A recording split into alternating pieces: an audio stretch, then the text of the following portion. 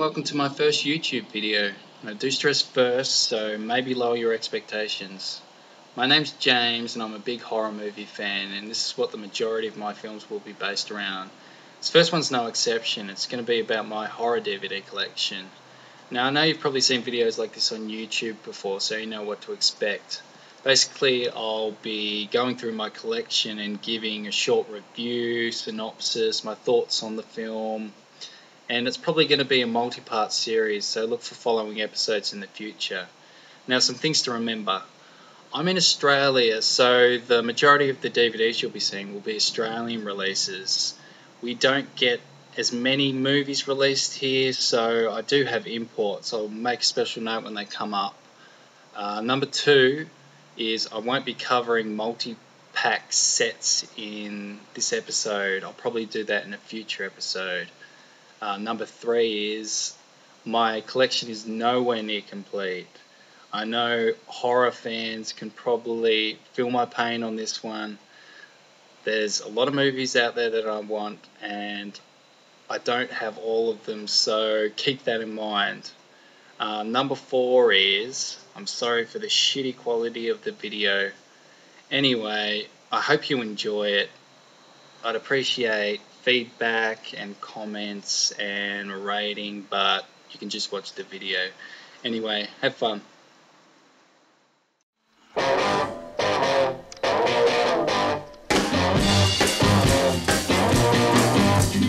not content to be with you in the daytime. Girl, I want to be with you all of the time. The only time I feel alright is by your side. Girl, I want to be with you all of the time, all day and all of the night. All day and all of the night. All day and all of the night. Right, if you got through my rather indulgent intro movie, I'm going to begin now, so start watching. And first up is 28 Days Later. Now, I'm sure you've all seen this. It was released in 2002. It was a pretty big success. It's a virus movie. The premise is a group of animal rights activists unwittingly release the rage virus on the population, which basically decimates society in London. The infected become aggressive, violent, mindless zombies, although I should classify they're not zombies because that's a point of conjecture in the horror world. Are they zombies? Aren't they zombies?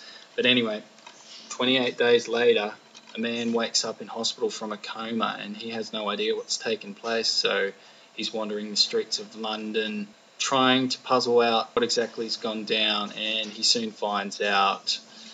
What I think this film does best is the haunting scenes of London, deserted London, which for the most part were done without CG, so I think that's even more impressive. It's directed by Danny Trainspotting Boyle, so he's not really known for horror, although his previous movies do contain horror elements. He just went full-blown for this one. It's got good direction, it's got good writing, although I think the last half an hour with the soldiers, I won't say because I don't want to spoil, I think maybe it doesn't fit with the preceding film. I think it's a bit jarring. The direction changes too much, although that may just be me. Although, still, it's a great movie. I think it's considered a modern-day classic, so if you haven't seen it, which I don't think there'd be many, yeah, go check it out. Next up, I have 28 Weeks Later, which is the follow-up to the first movie, and this takes place 28 weeks later when the virus has effectively been wiped out and humanity is beginning to rebuild itself. Although we all know the virus is still there, and yes, it does come back and there's another fight for survival. This one was actually a lot better than I thought it was going to be. I saw this in the cinema and yeah, it surprised me because I wasn't expecting much. It's not directed by Boyle this time. It's directed by a Spanish guy who I'm not going to attempt pronouncing because I'll make a fool of myself, but he does a really good job. The direction is really solid. A standout is the cinematography. It looks beautiful. It's all done in high def, unlike 28 Days Later, which was done with the whole kind of shaky camcorder style, which was an artistic decision by Boyle, who I guess wanted to emphasise the degradation of society. So yeah, this one looks really good on a big screen TV. I think this is a film nearly everyone could enjoy. It's more action-packed than the first one. I guess a good comparison to make would be the Alien films. The original 28 Days Later is like the first Alien film. It's more tense and atmospheric. The second one is just bigger and more action. Although they're both great films, I just guess you're going to find your favourite depending on those factors. But I recommend both of them. Although I think Danny Boyle needs to be held responsible for the whole running zombie phenomenon that's kind of swept the horror world. We should go after him with pitchforks, but he done a good job with this, so we can forgive him, I guess. Next up is Alice Sweet Alice, also known as Communion. Now, this one is really hard to get in Australia. I know this is like a shitty dime store version, but it's pretty much impossible to get now, and it's been deleted, so I'm pretty lucky to have a copy of this. This was released in 1977. It's directed by Alfred Soul, and a lot of people refer to it as the American Giallo. If you don't know what a Giallo movie is, it's a subgenre of Italian filmmaking which emerged during the early 1970s, and they were based on lurid detective novels, which for the most part had yellow covers. And yellow in Italian is giallo, hence the giallo genre. They had killers with black gloves, women in distress, that kind of thing. Very stylistic, and that's what this movie has in common. The story is there's a child killed on her communion day, and her 12-year-old sister is blamed for it.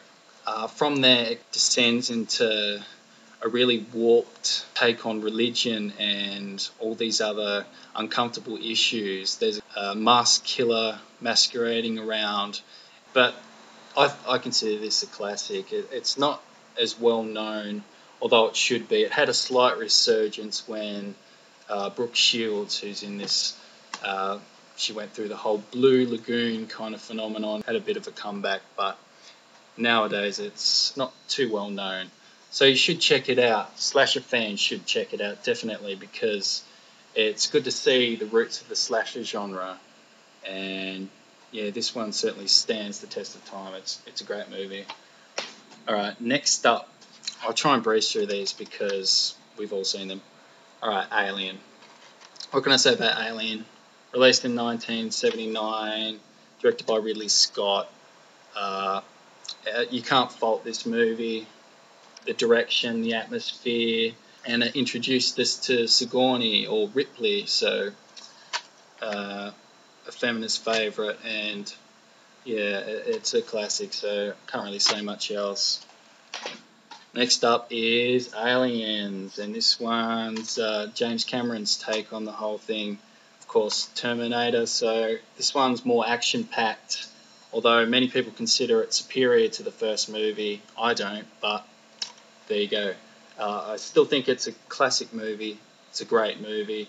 Everyone's probably seen it, so not much else to say about this one again. And now we come to The Bastard Child, Alien³, directed by David Fincher. Fight Club, Seven, Zodiac. So a lot of people totally dismiss this movie. They don't really like it, and I don't really know what to think about it either. I think people were a bit put off by just the whole story and setting. It didn't really fit the alien genre, but there's a really interesting documentary on this if you watch it. The original concept of what Alien³ was going to be was a large wooden Death Star type ship in space with monks, and they changed it to a prison planet with prisoners. So there you go, it could have been worse. This one they band together and basically fight off this evolved form of the alien, which resembles a dog. Looks pretty cool. I'd recommend you rent it and see what you think. This will probably conclude the first part of my collection show off, I guess.